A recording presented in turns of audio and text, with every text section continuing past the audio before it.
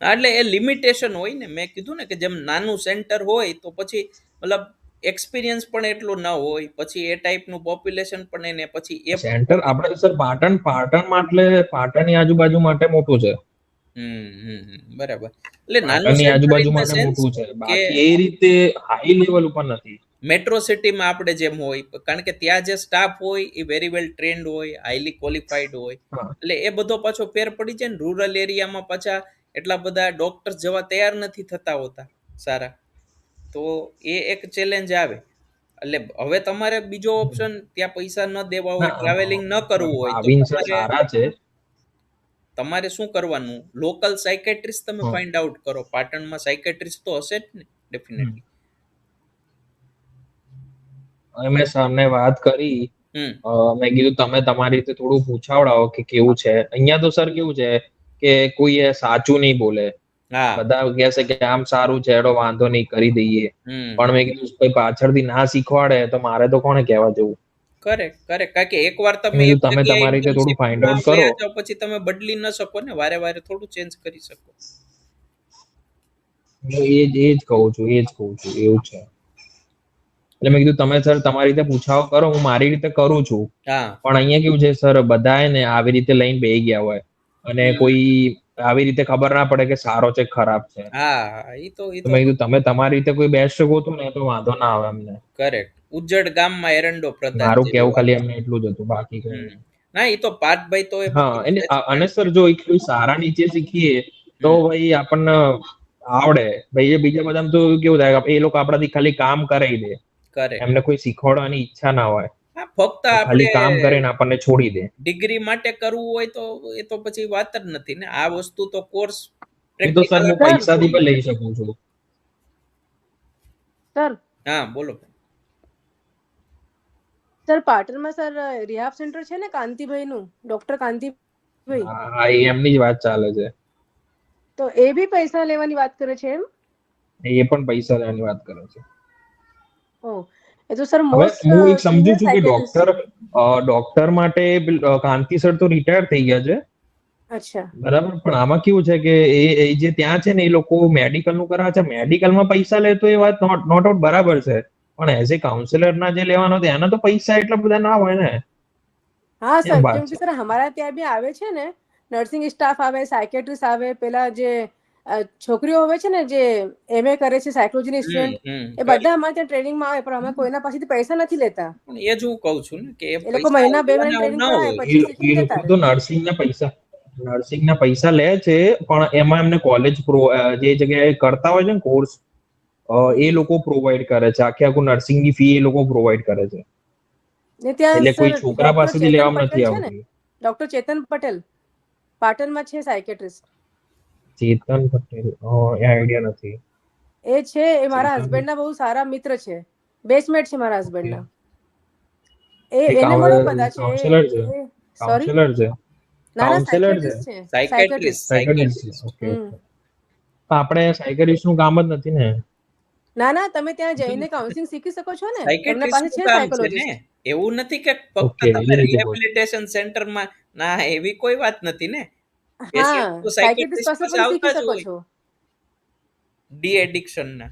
Yes, અમારે ત્યાં આવે પણ છે ને સર, એ જ કહું છું. અહીંયા એમ કે છે કે સાયકેટ્રિશિયન ખાલી અહીંયા દવા આપવા માટે જ ઉપયોગી હોય છે, બાકી એ બધું કામ કાઉન્સિલર કરે છે. એટલે મેં જસ્ટ એમને એમ કીધું કે આ રીતે ઓકે. હોઈ શકે એમ, કે એમને બે ભાગમાં ડિવાઈડ કરેલું હોય કે હમ. કાઉન્સેલર મતલબ જે વાતનું હોય એ હેન્ડલ કરે અને બાકી જે સાયકેટ્રિસ્ટ છે એ દવા આપવાનું કામ કરે. એક બે હમ. નોર્મલ ક્વેશ્ચન પૂછી શકે, બાકી એનાથી વધારે એ લોકો 5 મિનિટ થી વધારે બેસાડતા નથી કોઈને. એ લોકો અને આપણે આપણું સેશન અડધો કલાક કે એટલું હોય છે, 20 મિનિટ કે અડધો કલાક જેટલું હોય છે. એ લોકો મતલબ 2 થી 3 મિનિટ થી વધારે એ લોકો અંદર બેસાડતા નથી સાયકેટ્રિસ્ટ ત્યાં. એટલે મેં તમને પૂછ્યું એમ કે આ રીતે, એટલે આપણે ત્યાં કામ શું કે દવા લેવાનું તો આપણે છે નહીં, દવાનું તો કામ નથી. સાચી વાત. હા, એટલે એમની પાસે કાઉન્સેલર તો બરાબર, તમે મને મોકલજો એમની ડિટેલ તો હું જોઈ જોઈશ સારું અહીંયા. સારું, છે એમના પાસે કાઉન્સલર છે. એમાં શું હા તો છે તમે મને કે ડિટેલ મોકલજો એમનું, તો હું અહીંયા શું પૂછાવડી જોઈશ. સાયકાટ્રિસ્ટ તો સારું. વિજયભાઈ દરેક જગ્યાએ મેડિકેશનનું જ કામ કરશે. તો આપણે જેમ હા બોલો કોર્સમાં સર. આપણે ચર્ચા કરેલી કે સાયકાટ્રિસ્ટ થોડી ઘણી વાત કરી શકે, બટ મેજર રોલ જે છે એ કાઉન્સેલર એ કાઉન્સેલિંગનું કામ કરશે. તો ભલે ને એ કાઉન્સેલર હોય ત્યાં, એ કાઉન્સેલરનો એ કોઈ પ્રોબ્લેમ નથી. જો આપણે ઇન્ટર્નશિપનો મતલબ શું છે? ઇન્ટર્નશિપનો મતલબ છે કે તમને પ્રેક્ટિકલ નોલેજ મળે, બરાબર. હવે એ કાઉન્સેલર છે એ definitely in sync with psychiatrist હોય ને, સાયકેટ્રિસ્ટ સાથે ચર્ચા તો કરતા હોય ને, અપડેટ આપતા હોય કે શું થયું છે પેશન્ટનું, કે અસેસમેન્ટ કરવાનું હોય. તો આપણે એ જ તો શીખવાનું છે ને. અને સાયકેટ્રિસ્ટનું મોનિટરિંગ તો છે, યસ યસ સર. સર્ટિફિકેટ તો તમને એ જ સાઇન કરીને આપશે કે યસ આ ઇન્ડિવિજ્યુઅલે આટલા વર્ષ અહીંયા કર્યું, સારું કર્યું છે હા, એ સમજી ગયો. કાઉન્સેલર સાથે. તો તમે એ રિહેબિલિટેશનનું છોડી જ દો ને, એની જરૂર જ નથી. આપણે તો ત્યાં એ પેશન્ટ્સ આવે છે એની યારે શું ઇન્ટરેક્ટ થાય મને એમને એમ કીધું કે તારે કેસ જોતા છે ને, કે તારે કેસ જોતા હશે ને તો રીએમમાં મળશે. ના ના, સાયકેટ્રિસ્ટ પાસે ઘણા બધા કેસ આવે છે અને કાઉન્સલર જે હોય છે ને એ હેલ્પ કરશે ને સર્ટિફિકેટ તમારે સાયકેટ્રિસ્ટ આપશે, એવું છે. એબ્સોલ્યુટ. અને આવે જ ઓકે, તો વાંધો નથી. આવે જ એટલે એ તમે રિહેબનું છોડ એને પછી કેન્સલ જ કરી દેવાનું. જ્યારે આ ટાઈપનું માઇન્ડસેટ ત્યાં મને મોનિટરી આવતું હોય ને, આપણે કેન્સલ જ કરી દે. સી દેર આર ડિફરન્ટ વેસ આપણે શીખવાનું છે. તો આપણે એ સર એ લોકોના મેડિકલ આઈ થિંક મને ફાઇનલ નથી ખબર કે એ લોકોને લગભગ મેડિકલ વાળા હોય છે ને એમને લગભગ ખાસા પૈસા એ લોકો લેતા હોય છે હા શીખવાડવાના. એ તો બધું હોય જ છે. પણ સર એ એમની ભૂલ નથી, એમને પ્રાઇવેટ છે, એ પ્રાઇવેટ છે. હા, પ્રાઇવેટ. તો મતલબ આખે આખું એમનું સેન્ટર છે તો એ મન ફાવે એટલે લઈ શકે છે. એ કરે અને ગવર્મેન્ટમાં તો તમને ખબર જ યસ છે એમાં તમને એક્ઝેક્ટલી. કોઈ ઓપોર્ચ્યુનિટી એવી મળવાની નથી. એટલે એ તો આપણે ભૂલી જ જવાનું, એની તો કન્ડિશન આપણને ખ્યાલ જ છે. પણ ઇન્ડિવિજ્યુઅલ અને સાયકેટ્રિસ્ટ અહીંયા સર ધારપુર છે, અમારે અહીંયા ધારપુરે છે, પણ ત્યાં કોઈ આપણને પરમિશન નહીં આપે. પરમિશન અને પછી કે ત્યાં તમને ગાઈડ કરવા વાળા પણ જોઈએ ને. એટલા બધા પેશન્ટનો લોડ હોય, એ કેવું ટ્રીટમેન્ટ થતી હોય. નહીં બહુ નથી. હા, તો એ પણ પ્રોબ્લેમ હોય, કાં તો વધુ હોય કાં હોય નહીં. તો પછી એનો કોઈ રિઝલ્ટ ના આવે ને. એની કરતા આ બેટર રહેશે પ્રાઇવેટ સાયકેટ્રિસ્ટ. પ્રાઇવેટ સાયકેટ્રિસ્ટ પાસે હું એમ તમને કહું કે તમને 5 થી 6 સારા કેસ મળી જાય ને તો પણ તમે ઘણું શીખી શકો. એટલું મોર દેન ઇનફ છે. અલગ અલગ વેરાયટી. કારણ કે ડ્રગ્સ વાળા આવે, પછી એલ્કોહોલ વાળા આવે. તો એ કાઉન્સેલર અને શું છે, કાઉન્સેલર સાથે તમે ચર્ચા કરી શકો ને, બીકોઝ કાઉન્સેલર ઘણા સમયથી કરે છે. તો એની પાસેથી શીખવા મળશે કે ભાઈ એ કેમ કાઉન્સેલિંગ કરે છે, એમ શું શું ચેલેન્જીસ આવે એ તમને જવાબ દઈ શકે એની પાસે જ્યારે સમય હોય ત્યાં. તો એ કરો તમે. આ રિહેબ વાળું છોડી દો.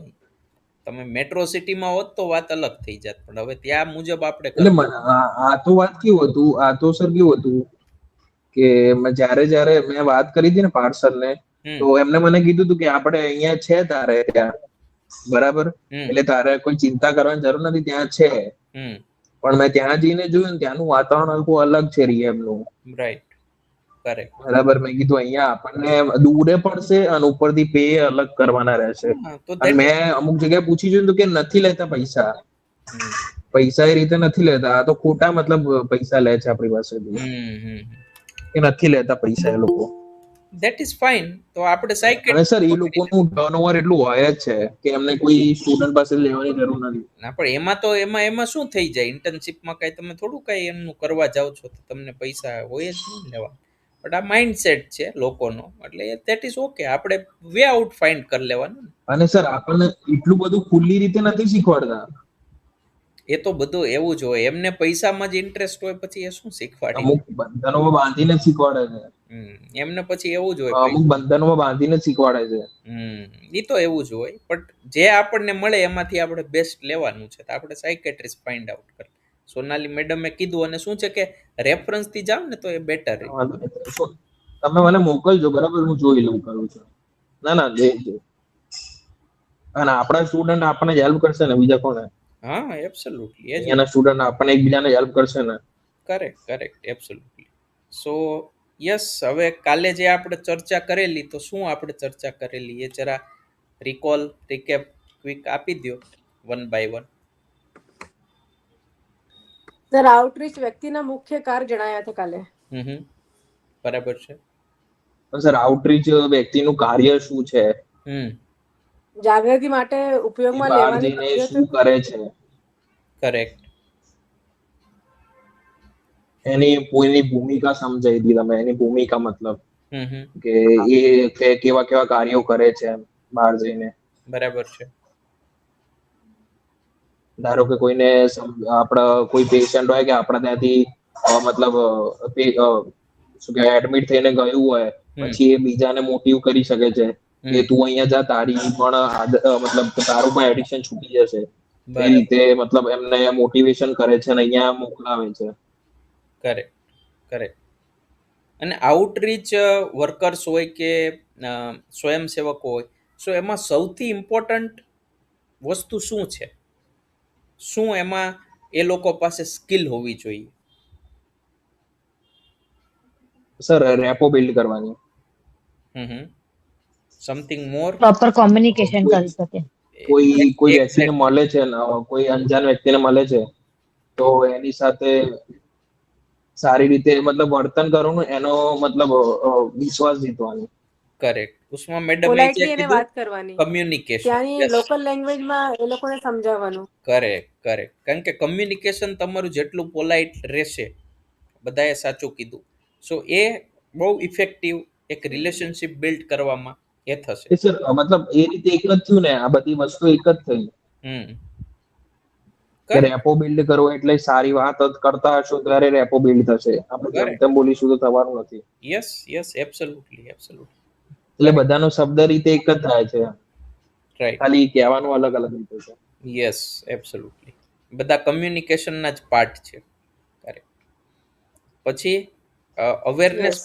પ્રોગ્રામમાં કેવી રીતે શું શું એનાથી ફાયદા થાય છે સ્કૂલમાં કોલેજમાં જે થાય છે એના? અમુક સર મતલબ સ્કૂલમાં જઈને અમુક રાખતા હોય છે કે ભાઈ આવો સેમિનાર રીતે રાખતા હોય છે કે હમ ભાઈ બાળકોને સમજાવવું કે તમે એટલે એ લોકોને વ્યસનમાં ના પડે. એટલે અમુક અમુક મતલબ કોઈ શું કહેવાય, કોઈ નાટક કરીને બતાવી શકે છે કરેક્ટ. કે જેનાથી બાળકોને ખબર પડે હમ કે ભાઈ રાઈટ. તમે આ રહ્યું વ્યસનમાં પડો છો તો આ રીતની આગળ જઈને પ્રોબ્લેમો થાય છે. હમ રાઈટ. પિયર પ્રેશર સામે fight કરવા. લાઈક સર જે કાલે કીધું હતું. યસ. સર હું એક જગ્યાએ ગયો હતો, મારા એક ફ્રેન્ડ થ્રુ મતલબ એમને કીધું હતું કે તમે આવજો હમ અહીંયા બાળકોને સમજાવવા માટે. ઓકે. તો હોસ્ટેલ હતી, હોસ્ટેલમાં મતલબ એમને ગર્લ્સ હોસ્ટેલ હતી.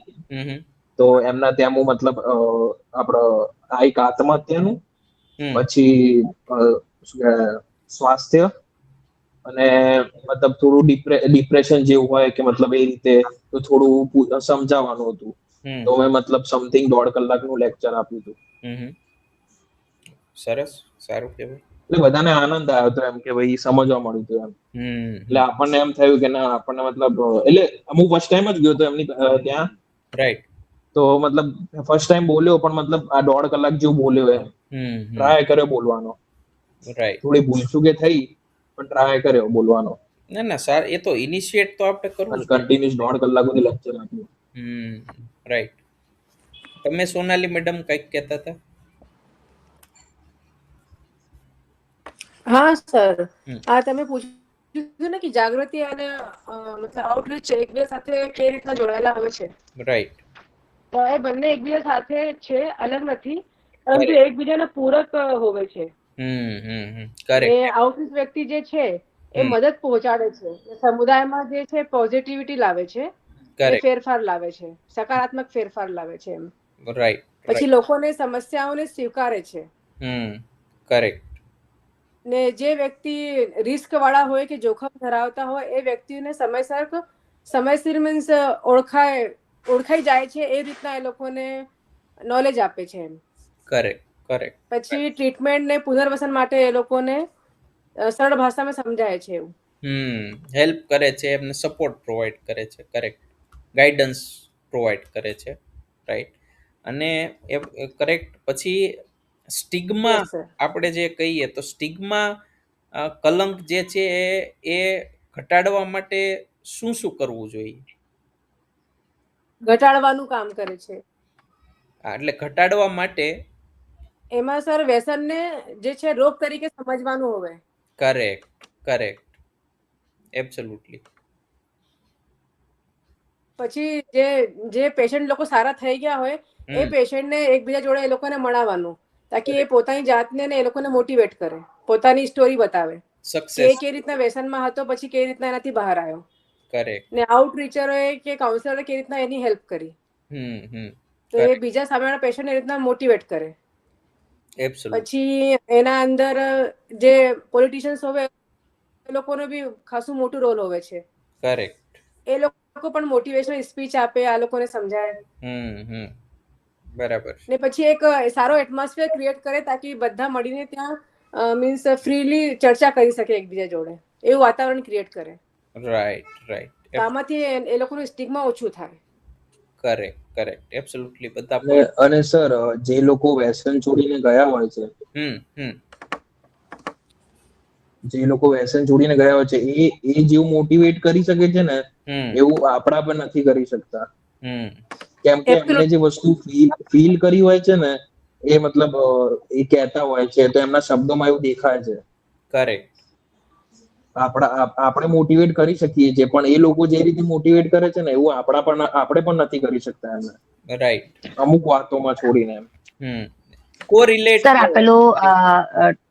પેલું આલ્કોહોલ એનોનિયસ છે, એનોનિમસ. એમાં પણ સર આ જ રીતનું હોય છે ને, કે આ લોકો જે એડિક્શન કરેલા, હા, એડિક્શન વાળા વ્યક્તિ પેલું જે છોડેલા હોય ને, પછી એ લોકો મીટિંગ કરે છે, એકબીજાના એક્સપિરિયન્સ શેર કરે છે, અને એકબીજાને એન્કરેજ કરે છે કે તમે પણ વધારે સારી રીતે આમાંથી બહાર નીકળી શકો, પાછા તમારા ડેઇલી લાઈફમાં તમે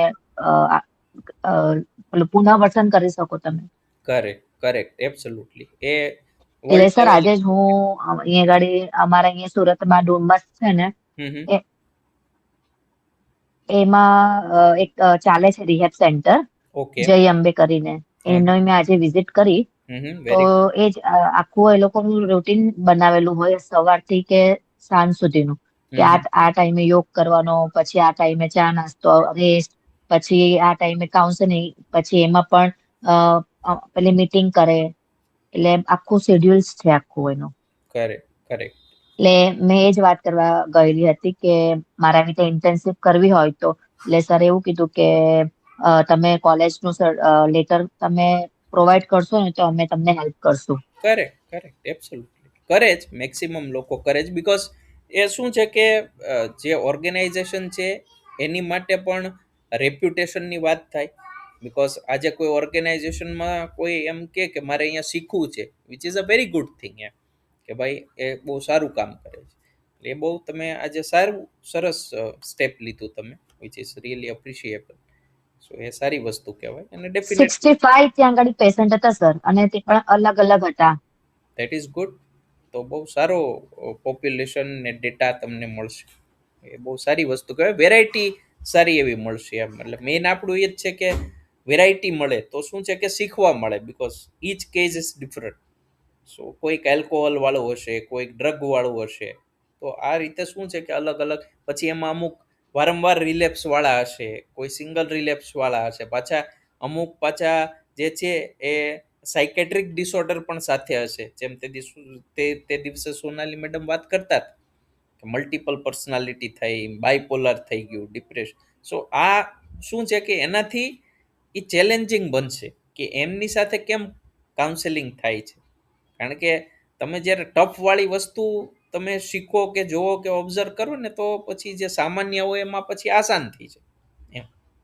તો એ બહુ સારું કહેવાય એમ, વિચ ઇઝ વેરી ગુડ એમ, એવું સેન્ટર હોય એટલે એ થઈ જાય. પછી લાસ્ટમાં રિહેબિલિટેશન. તો રિહેબિલિટેશનનો પુનર્વસનનું બેઝિકલી શું ઇમ્પોર્ટન્સ છે? રિહેબિલિટેશનથી શું થાય છે?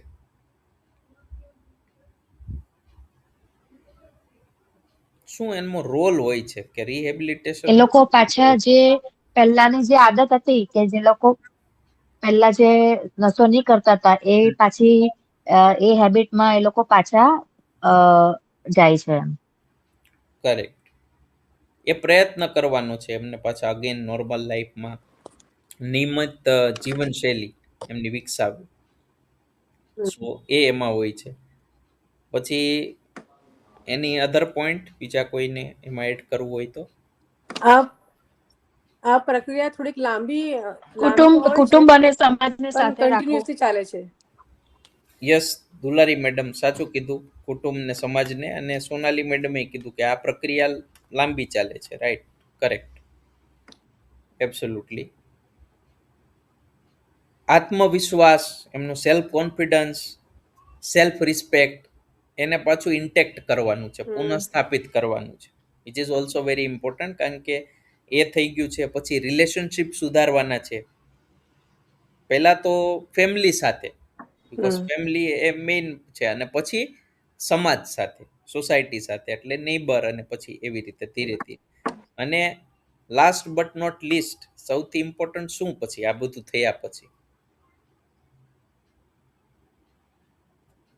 અહીંયા પૂરું થઈ જશે પુનર્વસનનું કામ, કે સમથિંગ ઇઝ સ્ટીલ લેફ્ટ? ના સર,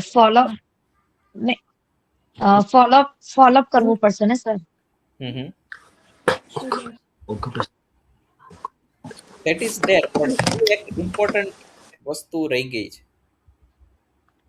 એક ઇમ્પોર્ટન્ટ પોઈન્ટ. રોજગાર આપો. Yes, correct. દુલારી મેડમે બિઝનેસ કરે, ઓક્યુપેશન રોજગાર આપવાનું. Correct, correct, correct. Dulari madam absolutely તમે સાચું કીધું કે એ જો એમની સ્કિલ ડેવલપમેન્ટ નહીં કરીએ આપણે, કે પછી એમને કોઈ ઇકોનોમિક ફ્યુચર નહીં બતાવીએ, તો એ શું કામ કરશે? કે સાજુ થઈને હું શું કરીશ એમ. સો તમે એને હોપ બતાવશો પેશન્ટને, તો એ માટે એ તૈયાર થશે સાયકોલોજીકલી કે યસ, મારે સારું થવું છે, મારે હવે પાછું આ નશામાં, લતમાં પાછું જવું નથી. So that is very important thing.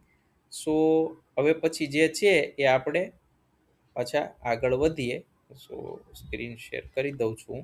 Sir, આજે હું ગયેલી હતી ને, ત્યાં એક એવા જ હતા કે પહેલા જોઈન થયેલા હતા એ પોતાના એડિક્શન માટે, અને અત્યારે ત્યાં આગળ જોબ કરે છે. એ સારું કહેવાય, ધેટ્સ ગુડ. એટલે આપણે એવું જ કરીએ, સ્વયંસેવક. આપણે પહેલા જતા રહીએ અને પછી જોબ કરવા બેસી જઈશું. ના, અને એ થઈ શકે સંભાવના, જો તમે સારી ઇન્ટર્નશિપ કરશો, કહેવાય ને, તમે ઇન્ટર્નશિપ સારી રીતે કરો, સિન્સિયરલી કરો, તો definitely there is opportunity.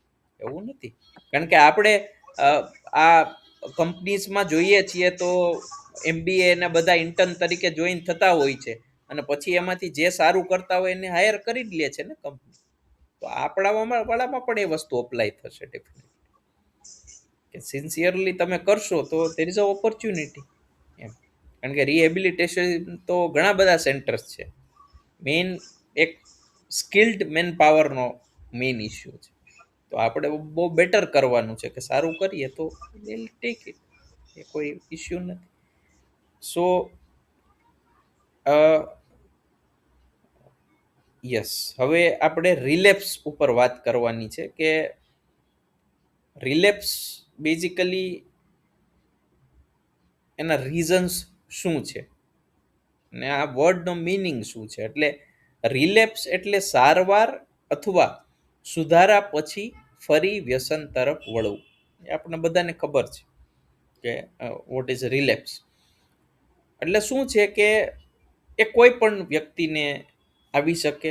It is a possibility, because જે એન્વાયરમેન્ટ હોય, જે ટાઈપનું, ઘણા બધા એમાં ફેક્ટર્સ લાગુ પડતા હોય છે. ઘણા ફેમિલી ઇનિશિયલ સપોર્ટ કરતા હોય, પછી પાછા કરતા બંધ થઈ જાય, મેણા ટોણા મારે, એ પણ રીઝન હોઈ શકે. એ વ્યક્તિ સાથે ડિસ્ક્રિમિનેશન થાય સોસાયટીમાં, કે જ્યાં કામ કરતો હોય કન્ટિન્યુઅસ, એ પણ થઈ શકે. તો આ બધાને કારણે શું છે કે એ વ્યક્તિ, તો આ રિલેપ્સને આપણે નિષ્ફળતા થઈ ગઈ છે ટ્રીટમેન્ટની, એવું આપણે કન્સિડર નથી કરવા, કે આ તો ફેલ થઈ ગયો, આપણે જે પણ ટ્રીટમેન્ટ કરેલી બધું પાણીમાં ગયું છે, એવું નથી. એ શું છે કે એક ઇમ્પ્રુવમેન્ટની પ્રક્રિયા છે. થોડા અપ ગયા, પાછા ડાઉન આવ્યા, પાછા અપ ગયા, ડાઉન આવ્યા, એવી રીતે ચાલે. આવી રીતે અપ એન્ડ ડાઉન. કોઈ દિવસ આવી રીતે લિનિયરમાં આ વસ્તુ ન ચાલે, બીકોઝ એડિક્શન એવી વસ્તુ છે. તો શું છે કે રિલેપ્સમાં એવું હોય કે ભાઈ સ્ટ્રેસ આવી ગયો એ વ્યક્તિને, કે પછી સોશિયલ પ્રેશર આવતું હોય, અને જૂના મિત્રોને એ બધા મળી જાય તો પછી એ આદત ચાલુ થઈ જાય એવું થાય. તો એના જનરલી કારણ શું છે? સામાન્ય કારણોની આપણે વાત કરીએ તો રિલેપ્સ શું કામ થઈ શકે? તો કે તણાવ અને ચિંતા, સ્ટ્રેસ, એન્ઝાયટી હોય, પછી લોનલીનેસ અને હોપલેસનેસ, ફેમિલી સાથે ન રહેતી હોય કે ફેમિલી હોય નહીં. એટલે જનરલી એવું જ થાય કે વ્યક્તિ જાજા સમય સુધી જ્યારે એકલો રહે ને તો નેગેટિવ થોટ્સ બહુ આવે, પોઝિટિવ ના આવે, કોઈ પણ ઇન્ડિવિજ્યુઅલ, આપણે પણ હોય તો પણ. સો એ ટાઈપનું આપણું એક કન્ડિશનિંગ થયેલું છે. પછી શું છે કે જૂના મિત્રો, ઓલ્ડ ફ્રેન્ડ્સ પાછા મળી જાય જે નશા જેની સાથે કરતા, અને પાછી એવી સિચ્યુએશન અથવા તો કઈ સિચ્યુએશન એવી ઊભી થઈ જાય તો એ મુજબ છે. અને પછી ફેમિલી અને જોબ રિલેટેડ ઇશ્યુઝ, કે ફેમિલી પાછી અગેન સપોર્ટ નથી કરતી, કે ફેમિલી રોજ એવું કહે છે કે you are good for no use, આટલા તારી માટે પૈસા ખર્ચા કર્યા, બધું કર્યું, છતાંય પાછું હતું એને કાંઈ પ્રોડક્ટિવ નથી. અને જોબમાં એ લેવલે પરફોર્મ ન કરી શકે ઇનિશિયલી, કાં તો પછી લોકો ત્યાં એને જે છે એ બુલિંગ કરે, જે એમ્પ્લોઈઝ હોય કે બોસ હોય. આપણે કેસીસ જોતા હોય છે કે બોસીસ નોર્મલ ઇન્ડિવિજ્યુઅલને પણ કરે છે. તો અહીંયા તો આ વસ્તુને ડિસ્ક્રિમિનેટ કરવા માટે બહુ મોટો એક રોલ મળી જાય છે એમ, કે કાંઈ પણ વ્યક્તિ થોડી ઘણી ભૂલ કરે એટલે એમને પછી તાનું મારે કે જો આ આવી ગયો ચરસી કે ગંજેડી કે આવું જ કરે. એટલે પછી આ બધી વસ્તુ શું છે કે ટ્રિગર કરે, ગુસ્સો વ્યક્તિને અંદરથી આવે કે ભાઈ સારું થવામાં મજા નથી, આપણે પેલા જે હતા ને એ that is good, let us continue doing that. So આ વસ્તુ છે. તો આ શું છે કે આ બધા જો કારણો આપણને જ્યારે ખ્યાલ આવી જાય ને રિલેપ્સના, આમાંથી કોઈ પણ હોય, તો એને પાછું આપણે ઓન ટાઈમ, કારણ કે પાછું આ વધી ન જવી જોઈએ સિવિયરિટી, ઓન ટાઈમ આપણે એ લોકોને હેલ્પ કરી શકીએ, ટ્રીટમેન્ટ પ્રોવાઈડ કરી શકીએ, એ એક વસ્તુ ઇમ્પોર્ટન્ટ થઈ જતી હોય છે. પછી રિલેપ્સ જે છે તો એ રિલેપ્સને આપણે પાછું જે છે એ અટકાવવાનું છે. હવે એને પાછું આપણે બેક ઓફ ધ ટ્રેક વ્યક્તિને લાવવાનું છે. તો કેવી રીતે લાવી શકાય? આપણે એકલા તો એ વસ્તુ કરવું પોસિબલ નથી, because there are multiple parties who are actually involve. તો એમાં શું છે કે સૌથી વસ્તુ છે કે ભાઈ તમે જે એક સેલ્ફ હેલ્પ ગ્રુપ હોય છે કે જે સપોર્ટ ગ્રુપ હોય છે, તો એની સાથે જે છે એ મીટિંગ કરવામાં આવે, એની હેલ્પ લેવામાં આવે. પછી જે સ્વયંસેવકો છે કે સોશિયલ વર્કર છે, એ હંમેશા ફોલોઅપ કન્ટિન્યુ લે વ્યક્તિને, થોડા સમય મળતા રહીએ, એને બાબતે જાણતા, એટલે ખ્યાલ આવે કે કોઈ રિલેપ્સના આમાં ચિહ્નો તો નથી દેખાતા ને વ્યક્તિને, સાયકોલોજીકલી કોઈ સ્ટ્રેસ કે એન્ઝાયટી કે હવે એ તરફ વળશે, તો એ પહેલાં જ આપણે એમની સાથે ચર્ચા કરી અને એમને ત્યાંથી વાળી લઈએ, which is very much easy. પછી પરિવાર સાથે સતત સંવાદ, અગેન ફેમિલી સાથે વાતચીત કરતી જ રહેવી પડે, કે ભાઈ ફેમિલી પાછું એવું કોઈ પ્રેશર કે એવી કોઈ વાત નથી કરતા ને જે હર્ટ ઇમોશનલી વ્યક્તિને કરી જતું હોય. અને એક સકારાત્મક પ્રવૃત્તિઓમાં ભાગીદારી, એટલે એને અલગ અલગ વ્યક્તિને મોટિવેટ કરવાનું કે તમે કોઈ હોબી ડેવલપ કરો, કે એવા વ્યક્તિઓ સાથે ઇન્ટરેક્ટ કરો, કે એવી એક્ટિવિટીઝમાં બિઝી રહ્યો apart from your professional work or job. તો શું છે કે એને કારણે નેગેટિવ થોટ્સ ના આવે, પાછું એ તરફ જવાની કે વળવાની ઈચ્છા ન થાય, because that's the ultimate goal. હવે લોંગ પીરિયડ આ વસ્તુ કેમ સસ્ટેન કરે, ટ્રીટમેન્ટ કરેલી છે અને રિલેપ્સ ન થાય, તો આપણે પહેલાં જ કીધેલું કે ધીસ ઇઝ અ કોન્ટિન્યુઅસ પ્રોસેસ. આ એવું નથી કે વ્યક્તિની ટ્રીટમેન્ટ થઈ, ઇઝ આઉટ 3 મહિને, 6 મહિને, 1 વર્ષે અને પછી ઇટ્સ ઓવર. નો, તમારે કોન્ટિન્યુઅસલી એ વ્યક્તિને ફોલોઅપ કરવું પડશે. તો એમાં શું થાય કે સમુદાયમાં જ જ્યાં એ રહેતા હોય એ કમ્યુનિટીમાં જ એવા લોકો જે ઇન્ટરેસ્ટેડ હોય, જે એવું સોશિયલ વર્ક કરવા માગતા હોય કે સોસાયટી, તો એવા લોકોને થોડું ગાઈડ કરીને હેલ્પ કરો. કારણ કે એટલા બધા લોકો હોય તો એવું પોસિબલ નથી કે એવરી ટાઈમ બધા લોકો બધા પાસે જઈ શકે, પણ ત્યાં લોકલી જો લોકો રહેતા હોય જે એમના સતત સંપર્કમાં હોય તો ઇટ વિલ હેલ્પ ધેમ. તમે જો એને થોડું ગ્રૂમ કરશો, ગાઈડ કરશો. પછી લોકલ ઓર્ગેનાઇઝેશન, સંસ્થાઓ હોય એમનો સતત સહયોગ, તો એ હેલ્પ કન્ટિન્યુ કર્યા શકે. પછી નિયમિત અનુસરણ અને મૂલ્યાંકન, એટલે શું છે કે ઇવેલ્યુએશન બહુ જરૂરી છે કે એ વ્યક્તિ કેવી પ્રોગ્રેસ છે, શું છે એમ.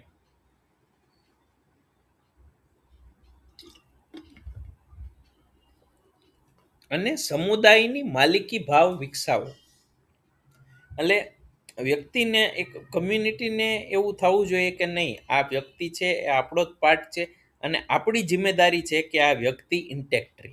સો આવી ભાવના જે છે એ એમની અંદર આવવી જોઈએ. That is very much important. તો જો આ બધી વસ્તુ થાય ને તો શું થાય કે એને કારણે લાંબા ગાળા સુધી રિલેપ્સ આવવાના ચાન્સ ઓછા થાય અને વ્યક્તિ જે છે એ ઇન્ટેક્ટ એની નોર્મલ રૂટીન લાઈફમાં પાછો એસ્ટાબ્લિશ થઈ જાય.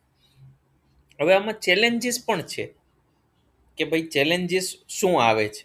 તો જ્યારે આપણે કમ્યુનિટી, કારણ કે ઘણા બધા લોકોને આમાં આપણે પાર્ટનર્સ તરીકે લેવાના છે, તો ડેફિનેટલી એમાં ચેલેન્જીસ આવશે, કારણ કે બધા લોકોના થોટ પ્રોસેસ અલગ હોય, બધાની ચેલેન્જીસ અલગ અલગ હોય.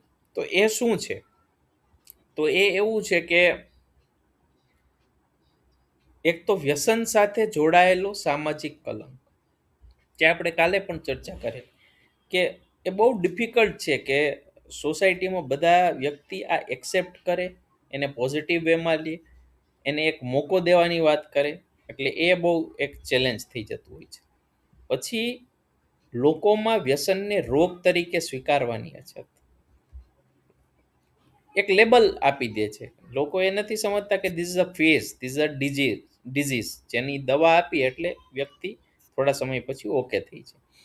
પછી સમુદાયના કેટલાક વર્ગોનો વિરોધ અને નિષ્ક્રિયતા, લોકો એમાં કામ નથી કરવા માંગતા, ના ના એ આવા બધા ફિલ્ડમાં કામ ન કરે, એ બધા ભલે રહ્યા, દારૂડિયા, ચરસી, આપણે કોઈ એમાં આપણે સમય શું કામ વેસ્ટ કરીએ, પાછા હતા એવા ને એવા થઈ જવાના છે એમ. કાં તો પછી પેસિવ, ઇન્ટરેસ્ટ નથી, એ એમનું જોઈ લેશે, અમારી પાસે એવો સમય નથી. પછી પૂરતા તાલીમ પ્રાપ્ત કાર્યકર્તાઓનો અભાવ, ટ્રેન્ડ મેન પાવર એ બિગેસ્ટ ચેલેન્જ છે, કારણ કે આપણી પોપ્યુલેશન બહુ વધારે છે. એના કમ્પેરમાં સારા ક્વોલિટી એજ્યુકેશન પ્રોવાઈડ કરવી, ટ્રેનિંગ પ્રોવાઈડ કરવી, એ જે છે ને એ બહુ મોટો અભાવ છે. પછી આર્થિક સંસાધનો અને સતત ફંડિંગની છે. હવે સોશિયલ વર્કર છે, આ બધું કરે છે, તો ભાઈ એમનું પણ ઘર છે ને, એમનું પણ ઘર તો ચાલવું જોઈએ ને. તો એ કાંઈ ફ્રી ઓફ કોસ્ટ બધા જ લોકો તો ન કરી શકે ને, સમય આપે છે તો એ માટે ફંડિંગ જોઈએ. તો એવું તો ફંડિંગ છે નહીં. કેટલું ફંડિંગ આપે ગવર્મેન્ટ? જે મુજબનું ફંડિંગ આપે છે રિહેબિલિટેશનમાં, ને એ તો એની પણ લિમિટ છે, બસ એ ટેક્સ પેયરના પૈસામાંથી થાય છે. સો આ બધા જે છે એ એકચ્યુઅલ વેમાં ચેલેન્જીસ છે કે ભાઈ આઉટરીચ પ્રોગ્રામ સક્સેસફુલ, કે પછી અવેરનેસ કરવું, તો કે પછી રિહેબિલિટેશન કરવું, તો આ બધામાં આ ચેલેન્જીસ આવે છે. અને સ્પેસિફિકલી રૂરલ એરિયામાં અને પછાત વિસ્તારોમાં આ જે સમસ્યા છે ને એ બહુ ગંભીર હોય છે, કારણ કે રૂરલ એરિયામાં કોઈ સ્કિલ્ડ મેનપાવરવાળા લોકો કામ કરવા ત્યાં ઈચ્છતા નથી. સૌથી મોટો એ પ્રોબ્લેમ થાય છે. સો એને કારણે શું છે, અને એજ્યુકેશનનું પ્રમાણ બહુ ઓછું છે ફેમિલી ને બધા વ્યક્તિઓમાં, એટલે એને કારણે શું છે કે આ વસ્તુ સમજાવવી, એમને એક્સેપ્ટ કરાવી, એ બધું બહુ અઘરું થઈ જતું હોય છે. તો આ બધા બહુ મોટા પડકારો થઈ જતા હોય છે. પછી હવે ડિસ્ક્રિમિનેશન થાય ને, એટલે શું થાય કે એને કારણે વ્યક્તિ પછી હેલ્પ જોતી હોય ને તો પણ એ હેલ્પ લેવા માટે તૈયાર નથી થતો. એને ક્ષોભ અનુભવાય કે સામેવાળો માણસ શું વિચારે. પછી પરિવારે એમ વિચારે કે હવે આપણે બહાર કોઈક જગ્યાએ વાત કરશું તો સમાજ આપણી ઉપર થૂથું કરશે, એટલા માટે આને છુપાવીને રાખો. ઘરમાં જો આપણે પતી જતું હોય, વ્યક્તિ થોડું ઘણું એડિક્શન ચાલુ કર્યું, એને આપણે સમજાવીએ, કસમ ખવડાવીએ, પેલું કરીએ, બધું જળ મૂકી દે, તું માતાજીના કસમ ખાઈ લે, અહીંયા લઈ લે, એવું બધું ટ્રાય કરી લઈએ, ભુવા પાસે લઈ જઈએ ને જે પણ લોકલી થતું હોય, તો શું છે કે વાત બહાર ન આવે, એટલે એ સૌથી મોટો પ્રોબ્લેમ થઈ જાય. પછી બીકોઝ આ બધી વસ્તુને કારણે લોકો પહેલા હોમ રેમેડિયલ વસ્તુને આવી બધી ટ્રાય કરે, એટલે શું થાય કે સારવાર જે ચાલુ થવી જોઈએ ને એમાં ડિલે થાય. ડિલે થવાથી એડિક્શન લોંગ પીરિયડ સુધી વ્યક્તિ હવે એમાં ચાલી ગયો છે, સેકન્ડ ફર્સ્ટ સ્ટેજની જગ્યાએ ઓર આગળ નીકળી ગયેલો છે, તો પછી પ્રોબ્લેમ વધી જાય રિકવરીમાં પણ. અને પછી શું છે કે રિહેબિલિટેશનમાં પણ ચેલેન્જીસ આવે. તો આ બધું શું થાય કે એક ફક્ત સ્ટિગ્મા, જો સ્ટિગ્માને દૂર કરવામાં આવે તો આમાં ઘણું બધું ફક્ત, પણ એ બહુ ચેલેન્જિંગ છે, બિકોઝ લોકોની અહીંયા થોટ પ્રોસેસ એવી છે, એડ્યુકેશન ને ઘણા બધા એમાં છે, તો બધા એને પોઝિટિવ વેમાં જોવે એવું આપણે ન જોઈ શકીએ. હવે જે આ બધી વસ્તુમાં આપણને ફેસિલિટી જોઈએ, તો એ બધામાં પણ જે છે એ ક્યાંક ને ક્યાંક મર્યાદા છે. તો શું છે તો કે આઉટરીચ અને અનુસરણમાં ખોટ પડે છે આ બધાને કારણે. કારણ કે વ્યક્તિને પૈસા ન મળે, સેલરી ન મળે, તો કેટલા લોકો એમાં કામ કરવા છે, કાં તો બહુ ઓછા પૈસા મળે, તો એ વ્યક્તિને પણ સર્વાઈવ કરવું ફેમિલી સાથે મુશ્કેલ થઈ જાય. પછી સારવાર માટે રેફરલ પ્રક્રિયા ધીમી બને, કારણ કે આઉટરીચ વર્કર્સ જ ઓછા હોય, તો એ કેટલા સુધી પહોંચી શકે, તો એ રેફરલ પાછું જે છે એ ધીમે થઈ જાય. અને પછી શું છે કે આ કાર્યક્રમોની જે કોન્ટિન્યુઅસ વે થવા જોઈએ, અવેરનેસ કેમ્પેન થવા જોઈએ, કે જે પણ થવું જોઈએ, તો એ બધું જે છે ને એમાં પણ પછી ઢીલાશ આવી જાય છે, તો એ કન્ટિન્યુઇટી રહેતી નથી. સો આ એક થઈ જાય છે. પછી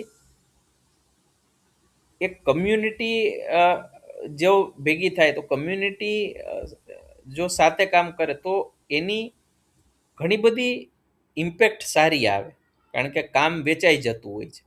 તો એમાં શું છે તો કે સ્થાનિક સંસ્કૃતિ છે કે જે અહીંયા વેલ્યુઝ છે એ મુજબ કામ કરી શકે, બિકોઝ કમ્યુનિટી ત્યાં જ છે, એમને ખબર છે એ પાર્ટ છે. પછી લોકોમાં એક ઓનરશિપ, કે મારે સારું કરવું છે, મારે કંઈક સોસાયટીમાં કન્ટ્રીબ્યુટ કરવું છે, તો હું એ પરિવારને, હું એ વ્યક્તિને હેલ્પ કરીશ, હું એમને સમજાવીશ, તો એવું એક રિસ્પોન્સિબિલિટી લે એ બહુ જરૂરી છે. પછી વિશ્વાસ અને સહાનુભૂતિનું વાતાવરણ, which is again very much important. અને આ બધું જ થાય તો જ પછી શું છે કે લોંગ ટર્મ આ વસ્તુ શક્ય થઈ શકે. હવે કમ્યુનિટી ઓનરશિપની વાત કરીએ તો એ કેવી રીતે થાય, તો કમ્યુનિટી ઓનરશિપ એક તો ત્યાં સ્થાનિક નેતાઓને ઇન્વોલ્વ કરવામાં આવે, પછી જે સ્વયંસેવકો છે, સોશિયલ વર્કર, એમને પણ કરવામાં આવે. પછી સમુદાયના જ્યાં લોકલ જે હોય એમને સૂચન એવા આપવામાં આવે કે જે એક્સેપ્ટ કરે બધા. અને જે આ બધી નાની નાની જે આમાં સક્સેસ મળે, કે કોઈ વ્યક્તિમાં થોડું ઇમ્પ્રુવમેન્ટ આવે, કે તો એને એક સેલિબ્રેટ કરવું. તો સેલિબ્રેટ કરો તો શું છે કે એનાથી એક પોઝિટિવ મેસેજ જાય, કે જે લોકોને હેલ્પની જરૂર હોય, so they will be always ready, કે એ લોકો એમ કહી શકે કે મને જરૂર છે, અને એક જે હેઝિટેશન છે એ દૂર થાય. એ સૌથી મોટું આમાં એક જરૂરી છે. પછી એક લોંગ ટર્મ જ્યારે આપણે વાત કરીએ ને, તો લોંગ ટર્મમાં શું છે કે આની ઇમ્પેક્ટ લોંગ ટર્મ શું થઈ શકે, તો જ્યારે કમ્યુનિટી છે, જ્યારે સોસાયટી છે, જે આમાં ખરેખર કામ કરે, ઓનરશિપ લે, તો એનાથી શું થાય કે એક તો આરોગ્ય સંબંધિત સમસ્યાઓમાં ઓટોમેટિકલી ઘટાડો થાય, બિકોઝ લોકો પછી છે એ તરફ વળવાના નથી, એડિક્શન તરફ વળશે નહીં, એમને જરૂર નહીં પડે, બિકોઝ એક પોઝિટિવ એન્વાયરમેન્ટ મળે છે. પછી ફેમિલી સાથે રિલેશનશિપ અને સોશિયલ, એ બેયમાં જે છે એ સુધારો થશે, એટલે એ એક એમને સાયકોલોજીકલ સપોર્ટ મળશે, ઇમોશનલ સપોર્ટ મળશે. અને ઓટોમેટિકલી જ્યારે લોકો નશો નહીં કરે, ડ્રગ્સમાં ઇન્વોલ્વ નહીં થાય, તો શું છે કે એમની ગુનાખોરી અને હિંસામાં ઘટાડો, ક્રાઇમ પણ ઓટોમેટિકલી ઓછો થવાનો જ છે. અને પછી યુવાનો માટે સકારાત્મક જીવન માર્ગ, એક પોઝિટિવ વેમાં એમને લાઈફ કેમ જીવવી એ બાબતે ધ્યાન આવશે. આજકાલ સુરતમાં તમે બધાએ જોયું હશે કે બહુ ન્યૂઝમાં ચાલ્યું છે, પેલા રોલ પેપર આવે, સ્પેસિફિક એનો વર્ડ છે, એ જે છે, જે રોલ પેપર આવે એની અંદર તમાકુ પણ ભરી શકાય, ડ્રગ્સ પણ ભરી શકાય, અને પછી જે છે એ સ્મોક કેવી રીતે કરે. તો એ બહુ આસાનીથી જે છે એ મળી જાય છે.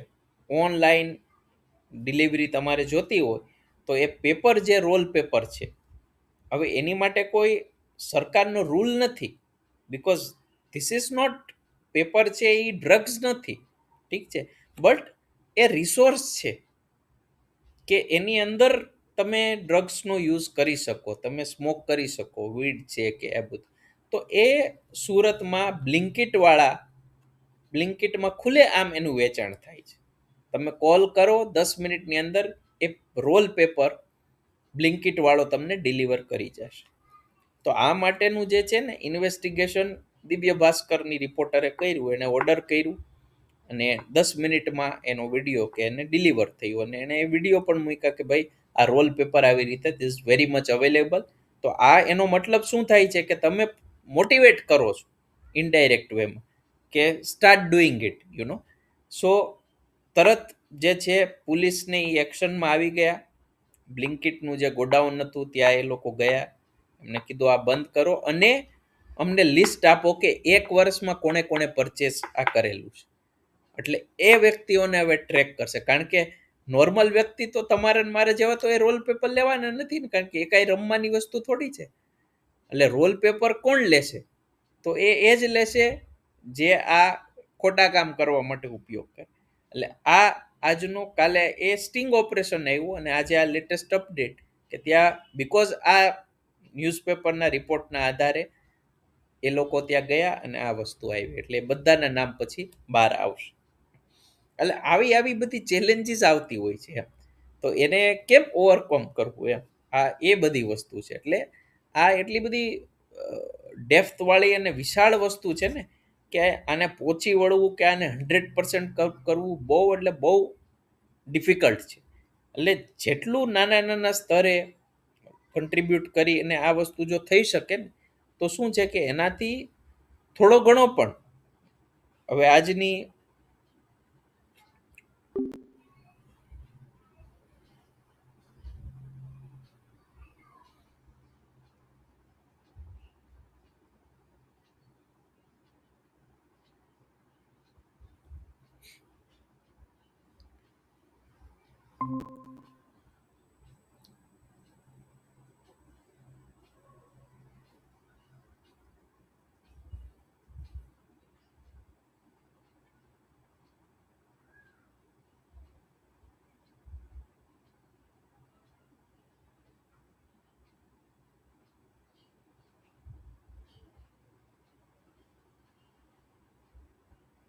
યસ, સો આજની શું છે કે યંગ આપણી જે જનરેશન છે, આની જે યંગ પેઢી છે, એને જો અવેરનેસ ક્રિએટ કરીને પણ જો એમને આપણે વાળી શકીએ, કારણ કે જે ડેમેજ થયેલું છે એને તો આપણે ટ્રાય કરીએ છીએ કે ચલો ભાઈ થાય, પણ જે નવા ચેલેન્જીસ ઊભા થાય છે કે નવી પેઢી એ તરફ વળે છે, તો એમને આપણે એક અવેરનેસ ક્રિએટ કરીને જો રોકી શકતા હોય તો એનાથી એક બહુ મોટું કામ થઈ શકે.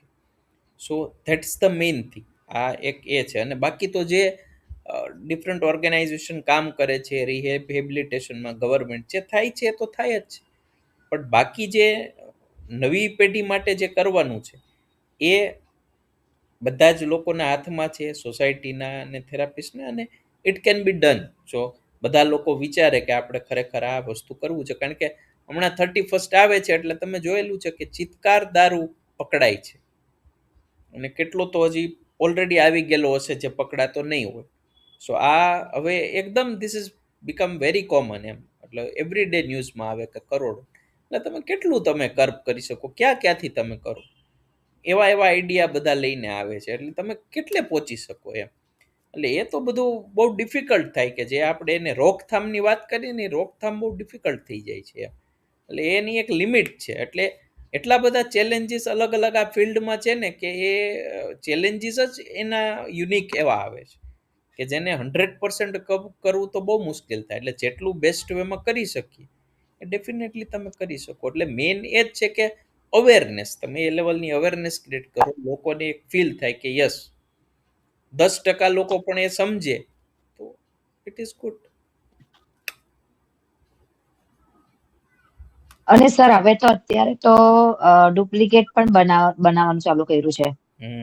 મેં કાલે જ ઇન્સ્ટા પર રીલ જોઈ કે વિદેશી બોટલ પર બધું સ્ટીકર્સ ને બધું જ લગાવીને પછી એ દેશી ભરવામાં આવે. રાઈટ. એટલે એ તો એવું જ છે ને, કારણ કે તો તમે કઈ ટેસ્ટ, જેમ આપણે ઘી ને દૂધ ને બધું છે, તમે કઈ લેબ ઘરે થોડી છે તો તમે ટેસ્ટ કરો. એટલે એ તો પછી કારણ કે ડિમાન્ડ છે, બહારથી આવી શકે એમ નથી, તો સપ્લાય કેમ થશે? તો કે આવી રીતે ઇલીગલ ઇન હાઉસ જ આવી રીતે બનાવો તો લોકોને ક્યાં ખબર પડવાની છે એમ. એટલે આ બધું, અને એટલે જ પછી દેશી દારૂ ને પીવાથી પછી જે આ લઠ્ઠાકાંડ ને થાય છે આપણે જોઈએ જ છીએ બિહારમાં. એટલે તો એ લોકોએ ત્યાં બેન કર્યું ને, બીકોઝ બિહારમાં પેલો નહોતું એલ્કોહોલ ફ્રી, પણ આ બધા જે કેસીસ વધવા માંડ્યા એટલે એ પછી એવું જ થાય, એના કન્સિક્વન્સીસ બહુ ખરાબ જ આવે એમ. એટલે જ્યાં સુધી લોકો નહીં સમજે ત્યાં સુધી શું સોસાયટી કાંઈ ન થઈ શકે. There is a limitation. Police છે, એનસીબી છે, બધી જગ્યાએ તો ન પહોંચી શકે. એટલે ultimately the onus lies on the individual કે ભાઈ મારે આમાં નથી જવું. એ ultimately that's the only way. એ થાય તો જ આ વસ્તુ ઓછી થાય. કારણ કે ઇન્ડિયામાં સ્ટીલ આપણે ડેટા જોઈએ ને તો બહુ ઓછું છે કમ્પેર ટુ વેસ્ટર્ન કન્ટ્રીઝ. એનો તમે ડેટા જોવો ને તો ત્યાં ડ્રગ્સ, એલ્કોહોલ બહુ વધારે પ્રમાણમાં, મેલ ને ફિમેલ. ઇન્ડિયામાં હજી એઝ પર ધ પોપ્યુલેશન એટલું બધું નથી. This is what the data says official. તો આ આવી વસ્તુ છે એમ. એટલા માટે જ ઇન્ડિયા મોટું માર્કેટ છે. એટલા માટે જે ગોલ્ડન ટ્રાયેંગલ આપણે અફઘાનિસ્તાન બધાની વાત, બધા અહીંયા, કારણ કે એમને ખબર છે કે this is the big market. અહીંયા આપણે અત્યારે ઠાલવો, અહીંનું જે યુથ છે એને ખતમ કરો. બિકોઝ યુથને તમે ખતમ કરશો એટલે ડેફિનેટલી ઇકોનોમી અફેક્ટ થશે, બધું જ અફેક્ટ થશે એમ. આગળની જનરેશન પણ અફેક્ટ થશે. જેમ કે હવે આઈફાઈ સોસાયટીમાં જે છે તો લેડીઝ ડ્રિંકિંગ કરે છે, તો પછી કોર્સાકોફ સિન્ડ્રોમ વાળા બાળકો જન્મે છે. તો એ પછી આખી જે પેઢી છે, એક નસ્લ છે, એ જ ખરાબ થઈ જાય છે. બિકોઝ હવે મેટ્રો સિટીમાં હાઈફાઈ આ થઈ ગયું છે, અને ફિમેલની બોડી એલ્કોહોલ એ રીતે ન કરી શકે એક્સેપ્ટ છે કે મેલમાં. સો એના જે ચેલેન્જીસ છે, જે એની આફ્ટર ઇફેક્ટ હોય એ બહુ આવતી હોય છે, અને પછી આખી પેઢીને જ ખતમ કરે છે.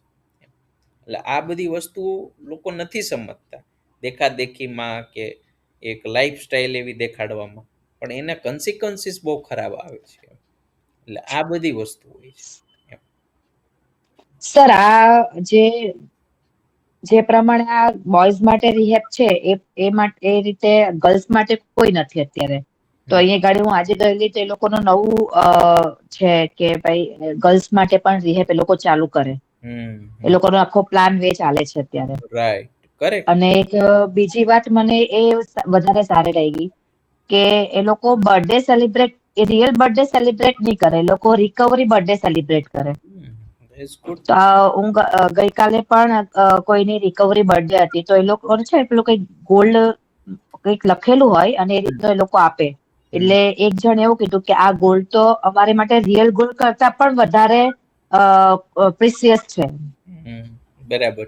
એટલે મેં કીધું ને કે એટલે આ રીતે એન્કરેજ કરે છે. એ તમે જે વાત કરી, મેં જે પોઈન્ટ કીધો કે સેલિબ્રેટ કરો, સો એ તમે એક રિકોગ્નાઇઝ કરો છો, સેલિબ્રેટ કરો છો, તો બીજા લોકો પણ કે મારે પણ આ જોતું છે, જેમ કેમ હોય કે મારે પણ આ વસ્તુ લેવી છે એમ, સો આઈ વિલ ઓલ્સો રિકવર એમ. એવી એટલે એ બહુ સારી જગ્યા તમે જે વાત કરો છો એ મુજબ, અને બહુ સારો તમને એમાં એક્સપિરિયન્સ, લર્નિંગ એક્સપિરિયન્સ મળશે ત્યાં ઇન્ટર્નશીપનો. એ તો ડેફિનેટલી, કારણ કે આવું શું છે કે ઓછા કરતા હોય છે, જે આપણે એકચ્યુઅલી થિયરીમાં આપણે વાંચીએ છીએ તમને ત્યાં જોવા મળે. તો શું છે કે you can correlate, you will learn કે હા ખરેખર આવું થાય છે એમ. સો હોય ઘણા બધા એવા સેન્ટર્સ હોય, આપણને ખ્યાલ ન હોય, જે આવી રીતે કામ કરતા જ હોય છે. So it is there. બાકી એનીથિંગ, કોઈને કઈ ક્વેશ્ચન?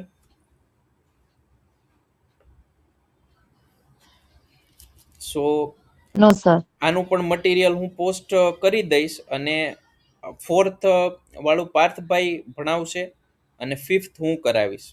સો અગેન કાલે આપણે 5th સ્ટાર્ટ કરશું, કારણ કે મારી એવી ઈચ્છા છે કે આપણે આ વીકની અંદર પૂરું કરીએ તો તમને સ્ટડી માટે ટાઈમ મળે, which is very important, because હવે આમાં કોઈ નવી વસ્તુ નથી, જે છે એ કોરિલેટેડ જ છે. સો સિલેબસ આપણો પૂરો થાય તો પછી શું છે, સર તમે આજે પણ પીપીટી અથવા તો જે પણ કઈ ફાઇલ હોય તે શેર કરજો ને સર. આજ છે, આજ હું કરીશ ને, આ મટીરિયલ જ છે આપણું, એ હું કરી દઈશ. This is the material. Okay okay.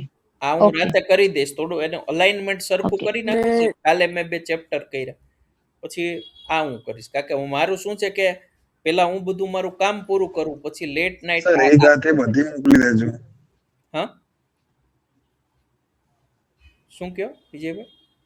એક સાથે બધી સર આ મોકલી પેપર દેજો સર. પ્રેઝન્ટેશન લાસ્ટ ડેટ 20 ના, એ ડિસેમ્બર છે ને? બધું તો હવે આના પછી 2 જ રહેશે. પેપર પ્રેઝન્ટેશન ની ડેટ સર?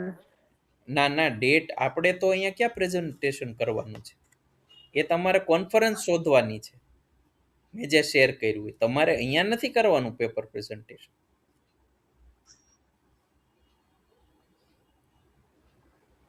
મેં તમને પહેલા પણ કીધું કે કોન્ફરન્સ જ્યાં હોય ત્યાં કરવાનું છે, અહીંયા આપણી સામે નથી કરવાનું. સર ઓનલાઈન પ્રેઝન્ટેશન હોય તો ચાલુ ને? હા, એમાં કોઈ ફરક નથી પડતો. ઓનલાઈન પેપર પ્રેઝન્ટેશન આવે તો બી ચાલુ? રાઈટ, તમે ઓનલાઈન કરો ઓફલાઈન કોઈ ફરક નથી પડતો. તમારે અહીંયા નથી કરવાનું. સર આજે તમે આપણે કોન્ફરન્સ ઓર્ગેનાઇઝ નથી કરતા ને. સર આજે 20 તારીખ જે લાસ્ટ ડેટ હતી હશે એની હતી? આઈ ડોન્ટ નો કઈ તમે 20 તારીખની વાત કરો છો, એ મને ખ્યાલ નથી આવતો.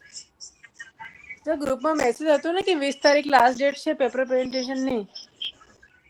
એ બીજું હશે. નહીં સર, એ એબ્સ્ટ્રેક્ટ છે. એબ્સ્ટ્રેક્ટ મોકલવાની 20 છે. એક મોકલું છે ને એમાં. તો એ નહીં કરવાની સર પ્રેયર? ના, તમે કરી શકો ને, ડેફિનેટલી કરી શકો. એ તો તમે કરી જ શકો ને, તો તમારી પાસે તમારા હાથમાં છે ને. એ કોન્ફરન્સની રિલેટેડ છે, એમાં અમારો કોઈ એમાં રોલ નથી. એ જે ઓર્ગેનાઇઝર છે એમનો રોલ છે ને, આપણે એ થોડું ઓર્ગેનાઇઝ કરીએ છીએ. એટલે એ જે તે એ લોકોને કેવા ફોર્મેટમાં જોતું છે, કેટલા વર્ડ્સ જોઈએ છીએ, શું એ ફોલો કરવાનું છે. આપણું એની સાથે કોઈ રિલેશન નથી.